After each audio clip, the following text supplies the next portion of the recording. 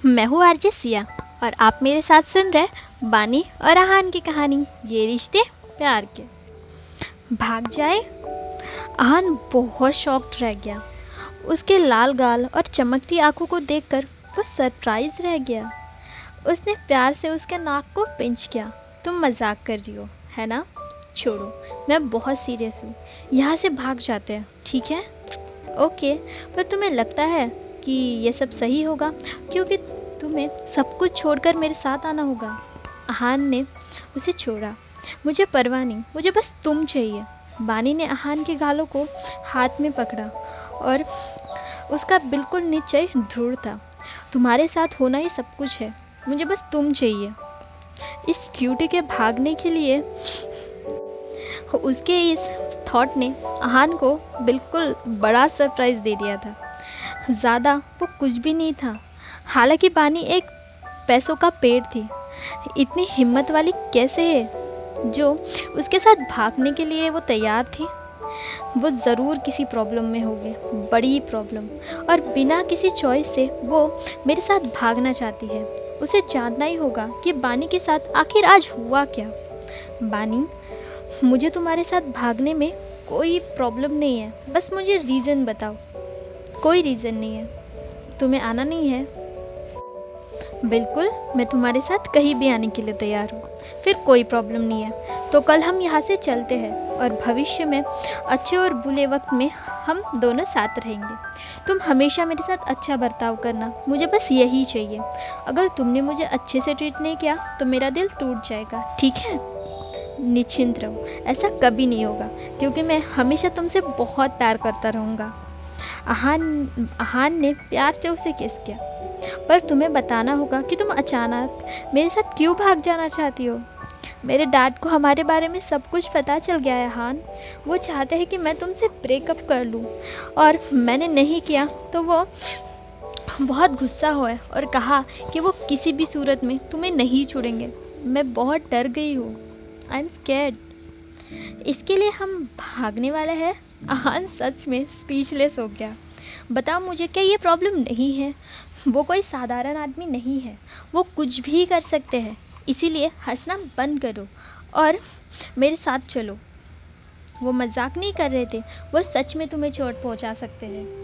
आहान ने सीधे कहा, मैं समझ गया, पर डोंट वरी, मेरे पास उन्हें रोकने का रास्ता है। कौन सा रास्ता? मैं अभी सीईओ नील के साथ काम कर रहा हूँ और वो काफ़ी अच्छे बॉस है। अगर मैंने उनको इसके बारे में बताया तो वो मेरी हेल्प ज़रूर करेंगे। अगर उन्होंने नहीं की तो मैं उन्हें मना लूँगा कि वो मेरी हेल्प करें, और अगर उन्होंने मेरी हेल्प नहीं की तो हम दोनों यहाँ से चले जाएंगे, ओके? नील के बारे में सोचकर बानी नहीं चाहती थी कि वो नील से कोई हेल्प ले। वो उससे एहसान नहीं लेना चाहती थी, पर अब आहान कह ही रहा था तो वो मान गई। आहान के लिए बानी बहुत ज़्यादा बेवकूफ़ थी। वो बानी को बताना चाहता था कि वो कौन है, पर उसके वो शब्द उसके फ़ोटो पर ही रुक गए। वो अभी बहुत बड़ा गेम प्लान कर रहा था और चीज़ें ख़राब करने का बिल्कुल रिस्क नहीं ले सकता था। इसलिए उसके वॉल्फ ग्रुप के प्रेसिडेंट होने की आइडेंटिटी अभी भी एक राज ही थी। पर वो उसे ये तो बता सकता है कि वो मित्तल परिवार से है। उसे थोड़ी चिंता थी कि बानी कैसे रिएक्ट करेगी उसकी आवारागर्दी के कैरेक्टर पर। अगर वो मुझे पिम्प के रूप में स्वीकार कर सकती है तो वो मुझे आवारागर्दी वाले रूप को भी स्वीकार करेगी।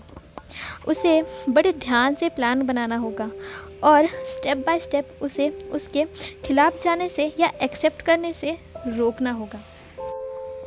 दूसरी तरफ रिया कब्र के पास फेंक दी गई और बेहोश हो गई। आधी रात तक उसे होश नहीं आया। जब आया वो हिल भी नहीं सकती थी, क्योंकि वो उसके हाथ और पैर बंधे हुए थे और उसके मुंह पर भी टेप लगा दी गई थी। चंद्रमा की रोशनी और उसके सिचुएशन अलग अलग ही प्रतिमा बयां कर रहे थे। चांद की रोशनी के नीचे रिया ने खुद को कब्र के पास लेटे हुए देखा और कब्र पर लिखे हुए शब्द वो साफ पढ़ सकती थी। डर के कारण उसका पूरा शरीर सुन्न पड़ गया। वो पागलों की तरह टेप से निकलने की कोशिश करने लगी, पर बुरी तरीके से फेल हो गई। उसने अपनी पूरी ताकत लगाकर अपने मुंह से वो टेप ज़रा निकाली और पूरे जोश से मदद के लिए ज़ोर ज़ोर से चिल्लाने लगी। उसका गला पूरी तरीके से घुंघराला नहीं हुआ, तब जाकर उसने उसकी तरफ फ्लैशलाइट आते हुए देखा। वो कुछ गांव वाले थे जिन्होंने कब्र के पास किसी के चीखें सुनी। बहुत हिम्मत करके वो टॉर्च लेकर लोगों के साथ वहाँ आए। रिया के शरीर पर खून देखकर वो सभी लोग डर गए।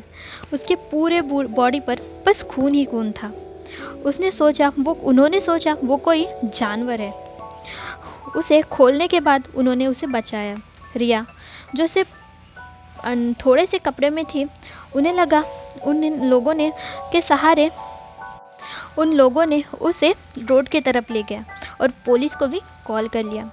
कल रात के कॉल के बाद रिया को पुलिस ढूंढ ही रही थी और उन्हें बहुत एफर्ट्स लगे ये पता करने के लिए कि रिया शहर से बाहर चली गई थी। और फिर गांव वालों के कॉल के बाद वो वहाँ से जल्दी चले गए और रिया को हॉस्पिटल में भेजा गया।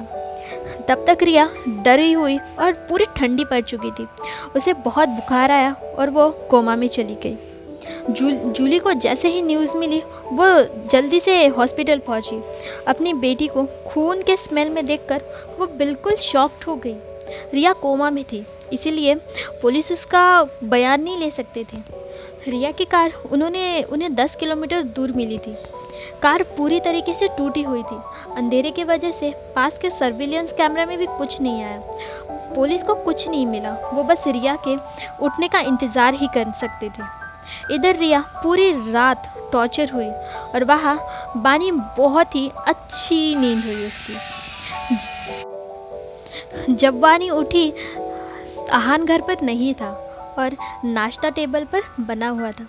उसने खाना खत्म किया और घर थोड़ा ठीक ठाक किया, बेड ठीक किया, बेडशीट वॉश की जो पसीने से लती हुई थी।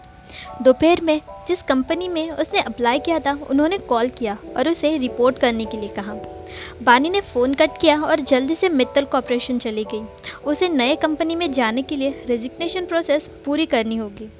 इस बार वो पहले पर्सनल डिपार्टमेंट में गई और सेम शब्दों से वो वापस चली गई। उसे फिर से हर्ष के पास जाना था। अंदर किसी घिनौने सीन से डर के उसने पहले डोर नॉक किया। अंदर से कोई आवाज़ नहीं आई। बानी ने दरवाज़ा पुश किया और पाया कि अंदर तो कोई नहीं है।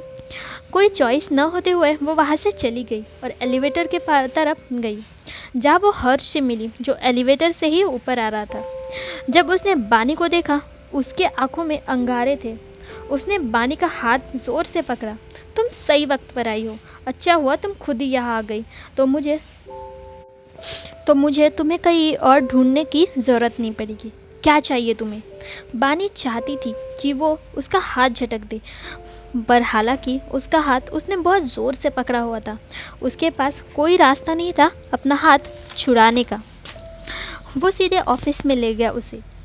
बानी हर्ष का छूना बिल्कुल बर्दाश्त नहीं कर सकती थी। उसके पूरे जोर लगाकर उसने उसके हाथ को खरोच दिया, जिससे हर्ष को उसका हाथ छोड़ना पड़ा। बानी, तुम बिच, तुमने मेरा हाथ खरोचा, तुम मरी समझो। हर्ष के चिल्लाने से बानी डर गई। उसने खुद को संभालते हुए कहा, ट्राई इट, मैं तुम्हें उसका रिग्रेट ज़रूर करवाऊंगी।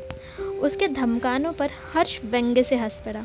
तुम बस अपने आखिरी दिन मज़े करो। तुम्हें पता है तुम्हारे घर कॉप्स आते ही होंगे। वो गंदे पिंप जल्दी ही जेल में होगा।